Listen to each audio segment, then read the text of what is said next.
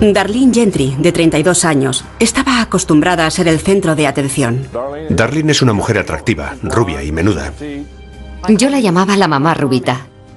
Pero cuando entró en un juzgado de Texas la mañana del 6 de febrero de 2007, su aspecto no era el único motivo por el que todas las miradas estaban centradas en ella. Esta madre de 3 hijos iba a ser juzgada por asesinar a su marido, Keith.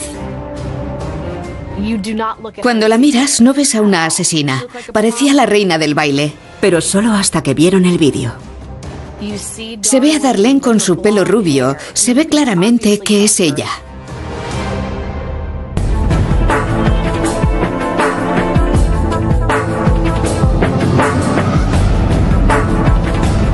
Atrapadas. Darlene Gentry. Nacida en 1974, Darlene fue desde muy joven una chica muy popular en la pequeña ciudad tejana de Cameron. Estaba en el cuerpo de banderas. Recibía a los militares que volvían a casa. Su personalidad cautivaba a quienes la conocían. Su belleza rubia no era ajena a su éxito. Darlene es rubia y medirá alrededor de 1,65. La mayoría de los hombres la consideraría muy atractiva. Keith Gentry era sin duda de esa opinión. Darlene y Keith se conocieron en la Universidad Politécnica de Texas, aquí en Waco. Ella hacía un curso de auxiliar de odontología, él una maestría en soldadura. Keith, nacido en la pequeña ciudad de Robinson, Texas, tenía muchas cosas en común con Darlene y no tardaron en congeniar. En lo primero que me fijé fue en sus ojos. Eran preciosos. Era un hombre apuesto. Ella parecía totalmente prendada de Keith. Hacían todo lo que él quería. Salíamos juntos e íbamos mucho a bailar. Solíamos ir a Fort Worth a beber y a pasarlo bien todos juntos.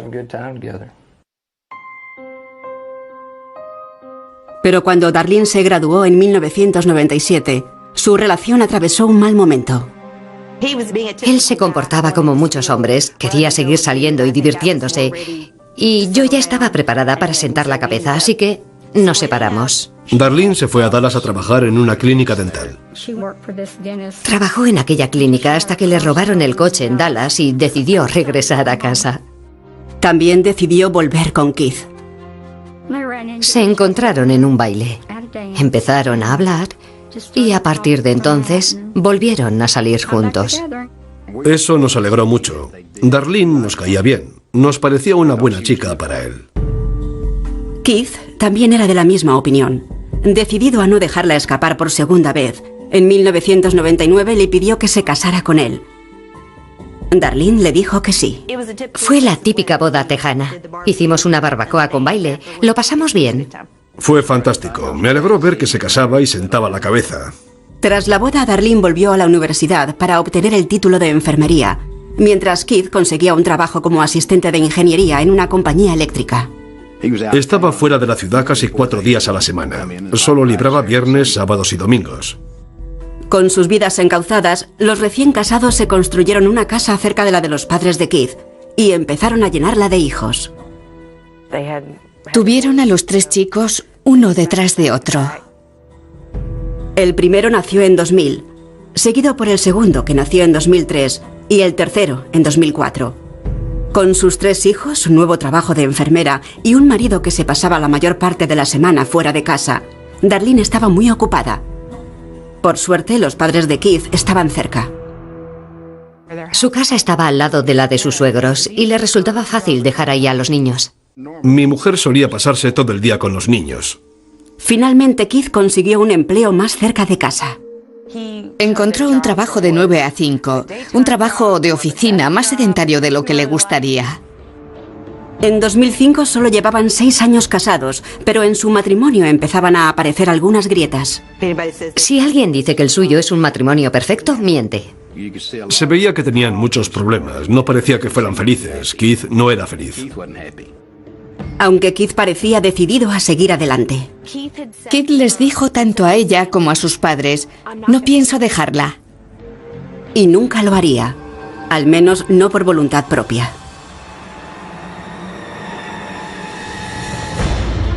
Poco después de las 6 de la mañana del 9 de noviembre de 2005, la centralita de 911 de Robinson, Texas, recibió una llamada. Era Darlene. much emergency? I got it this morning. I was in my son's room because I didn't sleep. My back door was open. My husband's guns are all gone. And his corner room, there's blood on the bed and he is struggling. Por las palabras de Darlene se infería que acababan de disparar a Keith. We have a lady on the phone that is a possible break-in in her house and her husband's been shot. We do have PD units en route, but he's going to need medical attention. There's pink foam coming out of his mouth. He's making it god-awful sound. La mañana del miércoles 9 de noviembre de 2005, Waymon, suegro de Darlene Gentry, había salido de casa a recoger el periódico cuando vio unos coches de policía llegando a la casa de al lado. Eran las 6:15 cuando vi los coches de policía llegando a casa de Keith. Waymon corrió hacia la casa de su hijo. Les pregunté qué había pasado y me dijeron que me quedara en mi jardín. Le dije que en casa vivía mi hijo. Es igual, quédese en su jardín. La policía acordonó la casa. Fuera, justo al lado de la puerta, hicieron un descubrimiento inusual. Una de las primeras cosas que vi fue un alijo de armas fuera de la casa, algo que me pareció bastante extraño. Dentro, la policía encontró a Darlene todavía hablando por teléfono con la operadora del 911.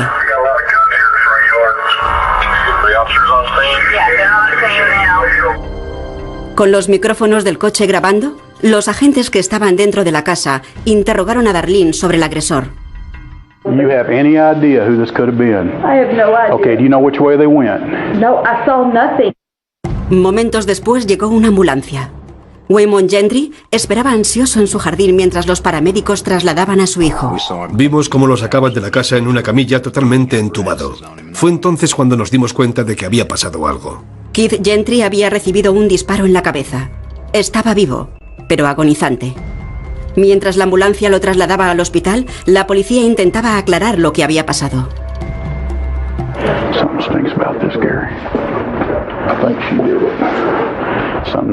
Me avisaron de que se había producido un allanamiento de morada. Pero no había señales de que se hubiera forzado la puerta de entrada, ni la cerradura del armero que parecía haber sido el objetivo de los ladrones. Tiene un frontal de cristal, no estaba roto. Quien lo hizo cogió las llaves de encima del armero y lo abrió. Dada la escasez de pruebas, los agentes hablaron con la única testigo, Darlene. Le pregunté si podía acompañarme a la comisaría para hablar conmigo e intentar averiguar quién podía haber hecho algo así. En un principio pensé que lo mejor era ayudarles en todo lo que pudiera.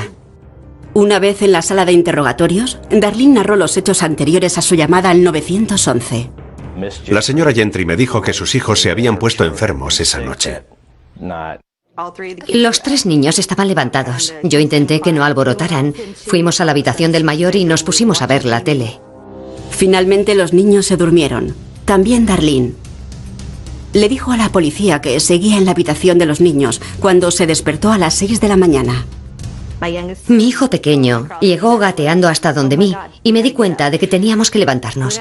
Salí de la habitación y empezamos a prepararnos. Fue entonces cuando, según su propia explicación, Darlene vio el armero abierto y vacío.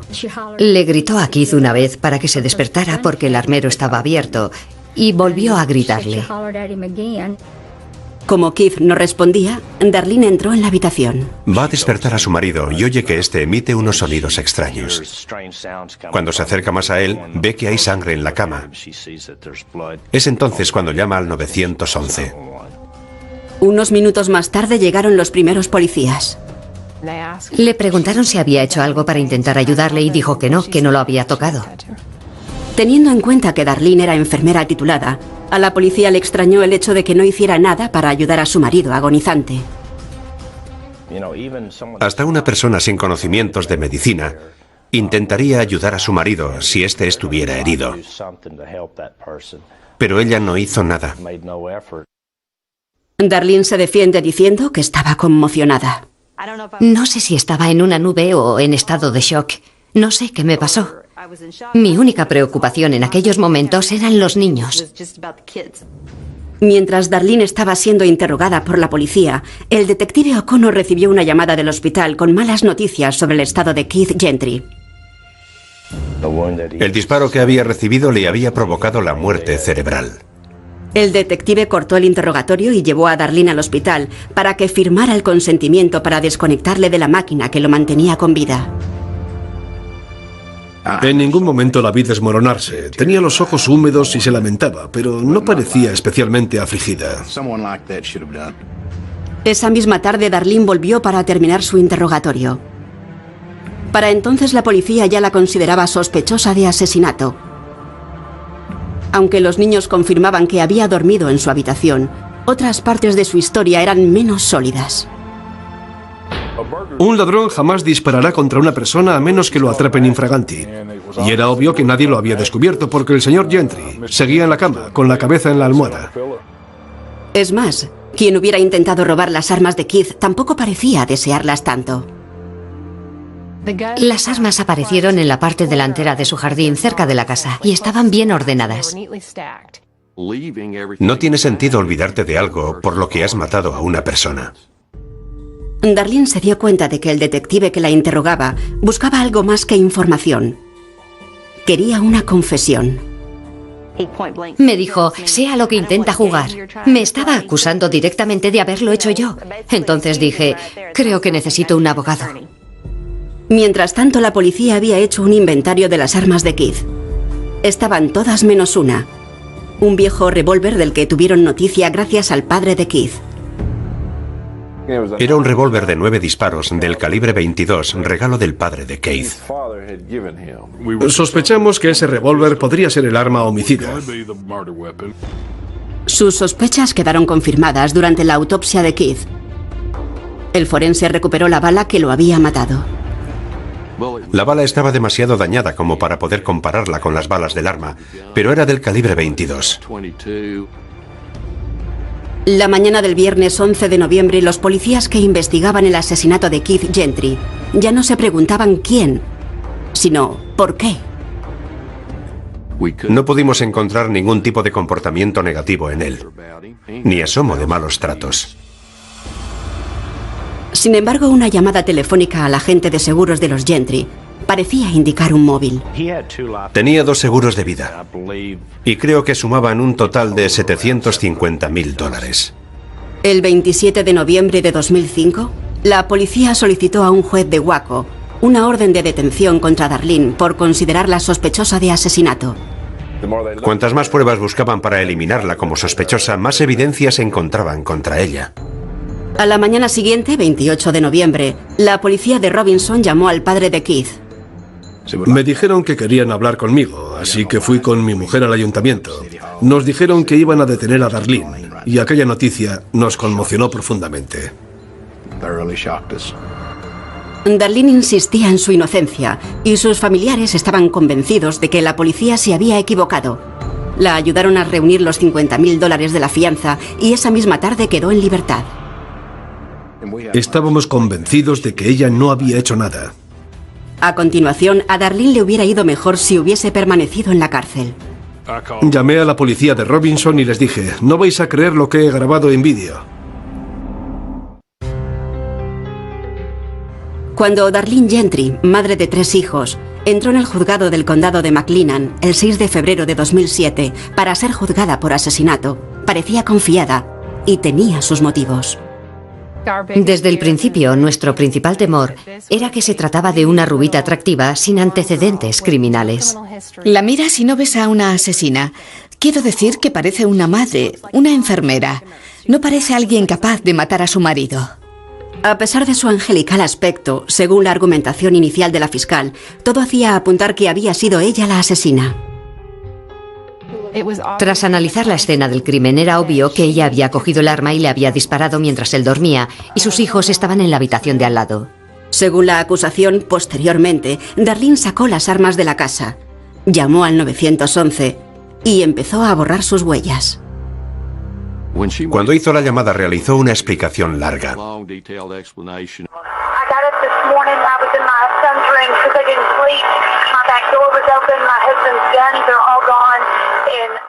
En nuestro ámbito a eso se llama enterrar la pista. Enumeró todos esos detalles antes de decir, han disparado a mi marido. La defensa argumentó que Darlene estaba simplemente conmocionada. El hecho de que no me desgañitara gritando no significa que no estuviera preocupada por lo que le había pasado a mi marido. Y según su abogado, el comportamiento frío y sereno de Darlene la convirtió injustamente en la única sospechosa de la investigación. Fue la única sospechosa de la policía. Y había muchas otras posibilidades. Al escuchar la grabación de la mañana en la que ocurrió todo, se ve como 7 minutos después de la llamada, el primer policía con el que hablé ya dijo: algo no encaja. Ha sido ella.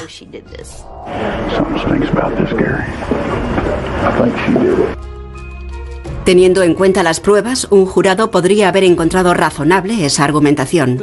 Era un caso circunstancial. No era un caso de esos en los que hay una confesión o un montón de testigos.